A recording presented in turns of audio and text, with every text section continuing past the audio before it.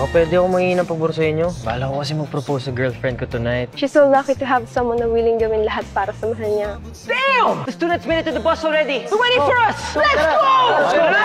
Eh, pap. Hindi ako marunong. What? Up!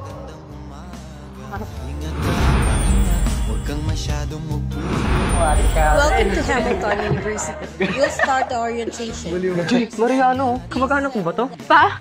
Papa? Kamu mo si JJ. Iris, you're hurting her. Let her go. Papa! Papa! Kaya ba ayaw mo ako papuntahin doon? Kung paliwanag ko hinihingi mo, wala ka papapala sa akin. Ang buhay ko, hinahanap ko siya! Tatay ko yun! We have to declare bankruptcy sa Guam. What's gonna happen to us? I remember the Hanamichis.